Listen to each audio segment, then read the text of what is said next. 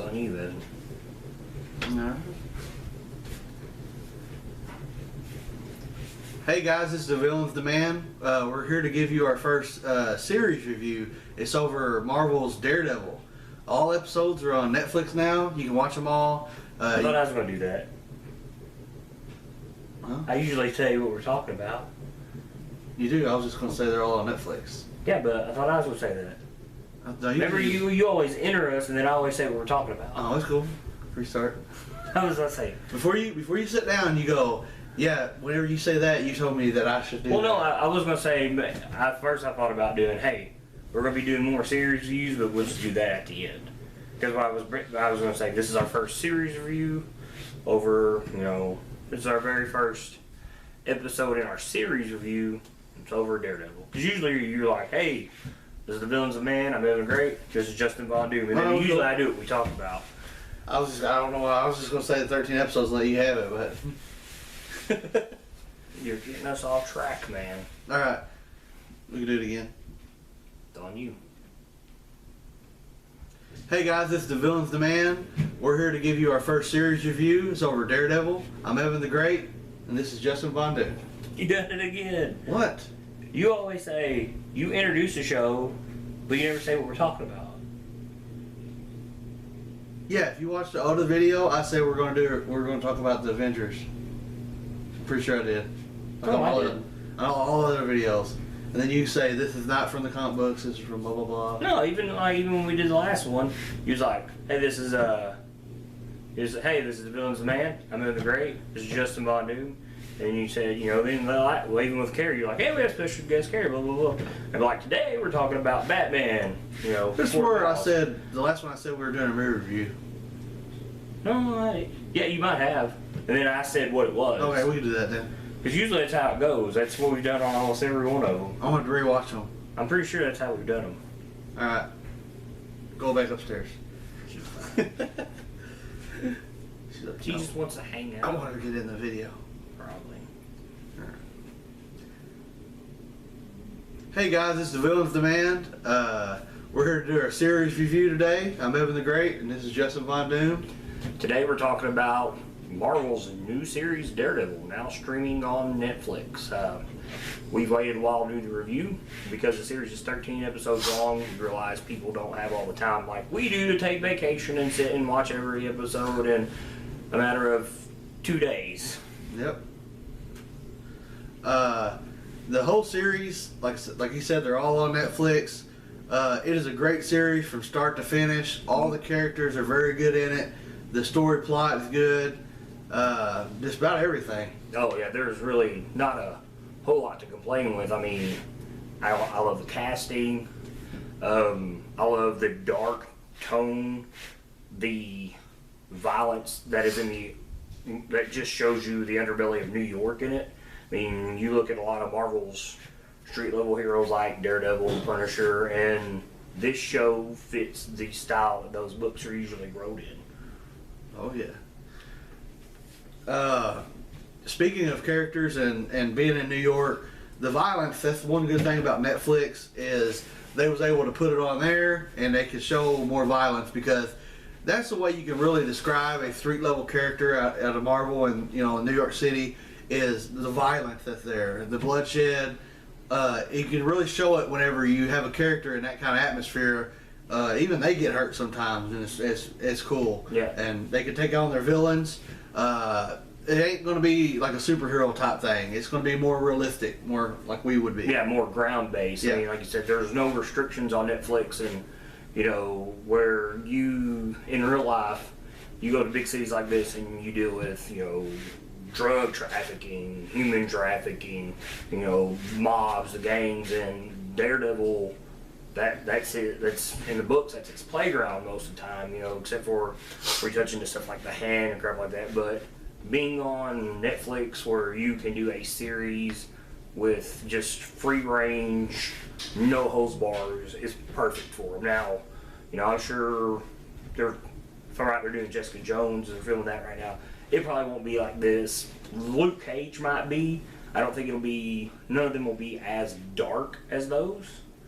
But Netflix is a perfect platform for Marvel do these episodes, and then like you got guys like Daredevil who's already had a movie, and it's great that they didn't do a movie, they did the show, and it would showcase him and smaller characters for this platform, because you look at the characters you can get off of Marvel that's really not known, like they're doing, like I said, Luke Cage and Iron Fist. There's not well-known characters, especially with the whole cinematic universe going on. This ties into it, but it's not in a theater. It's not something that draws a big budget. It's not something that draws a lot of names, and it's just nice to see something told in a long span instead of a 2.5-hour movie. Yeah. What do you think of some of the characters on there, as far as like the way they did Daredevil or Kingpin? The Kingpin.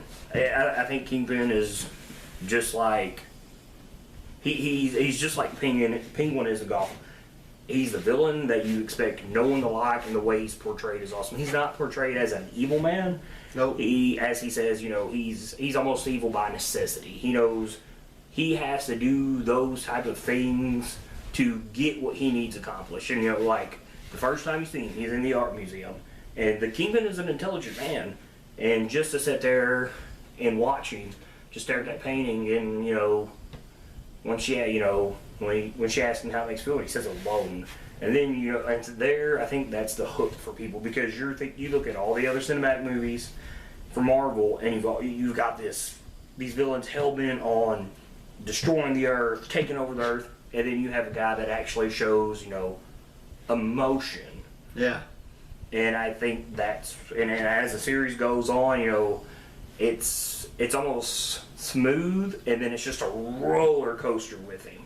I mean, from he's got Vanessa, he meets her, you could tell he's in love, he really wants to be the man for her, but then off scene, like when he smashes Russian's head with the car door, yeah, you see the side of Kingpin from the comics, yeah, and then then finally when she actually finds out what had happened to him when he's young, and then it's just a good mixture, because then you see then you see the Kingpin really show up in comics where I'm a face of the city, and then it's almost, that's where your villain role comes in. I'm trying to show good things and do bad things behind the scenes, and it's just really great. It is. And then on the other side of it, you have Daredevil, and I like his character a lot in the show, because he's what a vigilante superhero would be that's in New York City. When he goes out and fights crime, he does a good job, and he's blind on top of that, but he had a great trainer. The episode with Stick, you'll learn all about that. It's just when he goes out there and he gets hurt, he dang near dies every night, and he comes back, he gets a doctor. Mysteriously, she finds him after he gets his ass kicked. She stitches him up, but the next couple nights he's right back out there again. It's just a great mixture of what he does every night compared to his day job, and then all the supporting cast that don't know who he is at first, and eventually like Foggy finds out. It's just, I really like the way they did him, because he's really secretive, but he acts clumsier than what he really is, and it's great on screen. Yeah, I mean that's what's awesome. It shows you that, hey, this is still a guy in training. It's not like watching Captain America, who, man, I got super soldier serum, and I'm chasing a guy through New York at Mach 1, and there's nothing that can stop me. He's ripping off corridors like he's been doing it his whole life. Where you see him or you talk about where Night Nurse finds him, and he's like, oh, I got sloppy, I got careless. And that's great that they show that, instead of just portraying him as a complete badass. Like, in the movie, automatically, you didn't get an origin per se, but I mean, he's as badass in the movie, and in the show, he's portrayed as a very fragile person in a sense, because he doesn't want anybody to know. He's got all these people he cares about. I mean, I know that's common in comics, but it's nice to see for once a person in the MCU portrayed fragile instead of powerful. Yes. And it really gives the character a lot of life. I like the way that they also subscribe. They talked about how you got to see how his powers work. You know, hear people's heartbeat, kind of tell if they're lying or telling the truth, and that played into him being a lawyer. I just like the chemistry between him and Foggy the whole show. And I like all the different organizations that were going around. You know, you got Kingpin, and then you had the Russians, and you had all this different stuff going on. And that's how it really would be. It would be big, and if you're going to get involved with that, people are going to die. Yeah, and you know that there's a lot of foundation that is set for future series. You know, for the series future, like when he fights Naboo. Yeah. Remember, I'd already watched that, and then you watch. I'm like, man, this episode opens up. And you're like, oh my god, and you're like, oh the hand. Yeah. And just to see that through this episode, he's just been fighting thugs. Yeah. And then he fights someone extremely well trained, and he gets his ass handed to him. And I mean, bad. And then which you know me, I got excited. You know, they're stamping the little cocaine packages with the stamp of the Steel Serpent and. I got goosebumps thinking about that. Just thinking, here comes Iron Fist. And that's more foundation. I could see maybe in Daredevil showing up once that series starts because there's a tie to that character. And even, you mentioned about, the gangs and stuff, there's a ties right there to Luke Cage. It's just the foundation they have laid for the show is just awesome. I mean, even like Turk, the black guy, the arms dealer. Yeah. Even he's still man. Yeah. I can't recall who he is, but he's also portrayed another villain at one time. But just the foundation laid down is great. And what referring back to the cinematic universe, there is foundation laid for the future. They've already, they've showed last year all the movies that are coming out in the next couple of years. But that's what's great about this show. Here's this foundation. You already know what's coming. We don't have to tell you at a con all these movies that are playing, because if you know comics and you pay attention to what's going on in the background, you get excited without any type of announcement. Yep. One thing that I really wish they'd have done more of is they'd have left his dad in there a lot longer. Yeah. Just the first two episodes, it's impact, but I really wish that would happen towards the end, and because that's the biggest part of his life as a child. He doesn't know his mother. His father, is doing what he can with boxing to provide for him, and you can see how hard it is on him when he's blind, but yet he realizes as a child that he can't let him know what he's capable of. It's almost like he doesn't want his father to be hurt because he knows his father's doing what he can, and like he doesn't want to let his father know that, hey, I don't need you to do all this, I'm perfectly capable, because it's like almost like he doesn't want to hurt his feelings. And I just really wish that they would left that towards the end of the series, instead of just like hitting you in the second episode, hey, his father dies, he can tell you that. Which leads me to my biggest complaint, really my only complaint about the episode is he fights Crusher Krill. He fights the Absorbing Man, in which ties that perfectly to Shield, and I really wish they would have showed that boxing match. Yeah. I thought that would have been awesome because you see that poster 2 or 3 times an episode, and I remember watching thinking, this is going to be so cool because now the guy that's the Absorbing Man in Shield is going to be on the show and you're going to get to watch him box, and you don't. Yeah. And I was like, oh. And that was that was the only part of the show that I honestly was like, man, they should have showed that. They don't want to give everything away, I guess. No, but it's a tease, and it's a tease that really just pushed me in the wrong direction. And then being fans like us, there's a lot of small things that even I didn't see or I did see going through where they mention certain characters that ain't there yet, or you'll see certain things and you'll think that they're going to be characters, like he mentions the Greek girl that he went to school with. Yeah, where him and Foggy finds out he's Daredevil, and he's like, oh, what happened to that Greek girl? Well, if you ever read Frank Miller's Daredevil Man Without Fear mini, which a lot of this is based off of, that's Elektra, and that's where they had met when them two were in college, becoming lawyers. And by the way, if you haven't read that series, you really should. It's amazing. That's where a lot of your groundwork from this first season has came from, and it's like you want her to show up in the next season, but it's almost something I wish they would wait. Like that would be a great ending for the second season. Boom, Elektra. Butcher shows up. I'm glad they didn't show her, because the whole time I was like, I want to see all these like villains, and then, but as it went on, like episode 3 or 4, I'm like, I don't care about any of them. I just want to see about these gangsters and Kingpin. Yeah, the King. Just the and way there's so much more to the Daredevil, universe, and Marvel is putting it in than just your top-notch villain. They're gonna show you how rough it can get without that before they even bring them in. Yeah, like I said, referred to Naboo, he'd been fighting thugs since then, and Naboo just was whooping his ass. Which and no one knows if it's true, but the sniper that was shooting the cops, there's that playing card on his bag. And at first I didn't think nothing about it, because, you're so caught up in the show. Yeah. Then when you think about it, like, is that Ace of Spades? That could literally be Bullseye without Bullseye showing up.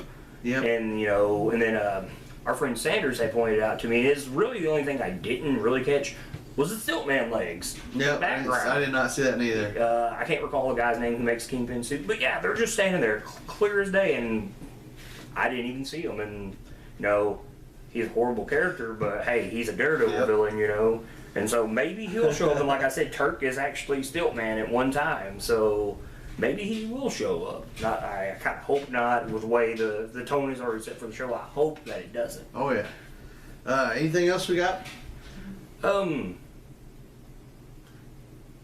Does he? I guess the thing is, a lot of people talking about that. Is he going to show up in a movie? Which he's come out and said that he is contract obligated to do movies, which is great. But I don't think I'd want to see him do his own movie. I really like the series. If it was up to me, I would literally scrap the cinematic universe theater-wise and put everything like this. I think this is great. I mean, for literally, you could tell a story without it being, like I said, crammed into 2.5 hours. When these episodes, they're like 40, almost 50 minutes, and towards the end they're all they're an hour, and it's just nice to see all that story laid out instead of being crammed in a theater. Now the thing is, they're saying Civil War, which it would be great that he's in Civil War, but do I want him in a movie of his own? No. I think this is perfect. Of course, Infinity Gauntlet, they do that stuff, that makes more sense, because, you got to have every hero thrown at Thanos, but no, I don't want his own movie. I love just having a series. I could see them using Netflix as a launching point for their characters that are, like Daredevil, Luke Cage, Iron Fist. Maybe have them do it like a 13-part series, and basically get a whole origin story and everything about them, what they're capable of in their first couple seasons. And then you don't necessarily have a movie with them in it as the main role. You have other movies where they're in it as like cameo roles or part of a team. Yeah, well, like they're talking about, maybe Doctor Strange will show up in Iron Fist. I mean, there's plenty of... That would be really cool. That would be cool. That'd be great. But I mean, with this, if they want to do Civil War, which would come out in May of next year, this series, season 2 would already be done if they do this. If they do a season 2 before they do the Defenders movie, which they've talked about. But I mean, there is a great way to incorporate part of Civil War is through this show, kind of like they do with S.H.I.E.L.D. They've always got the whatever movies come out in May. They did last year with Winter Soldier. That would be great to start seeing a lot of that flow into these series, because I mean, they don't. For all we know, Civil War is going to start. We don't know if that's going to last through a couple of movies, or they might just start some Netflix series based on that, which I think would be great. You never know. And I mean, he could be very influential in that, because you read Civil War, he's the type of guy that Civil War is all about. It's stopping people with masks that's not telling their identity. Yep. I think that's about all we can say on Daredevil, guys. Remember to like, comment, subscribe, share. You can follow us on Twitter or Facebook. If you got any questions, feel free to send us your questions to our email. If you got anything you would like us to do, you can also put that in the comments, or you can email that as well. With the summer rolling around, we're going to have a lot more series reviews. We're going to have a lot of blockbusters hitting this summer. We're probably going to do a review on a lot of those movies. Some that come in the near future would be Flash, Green Arrow, S.H.I.E.L.D. All 3 of those series are going to be wrapping up. We'll give you all our recaps on that. The Pathfinder sessions that we've been filming, we've got a whole lot coming. Just be patient. They're rolling out almost daily. And that's about it, guys. Just remember to check us out next time and share. Let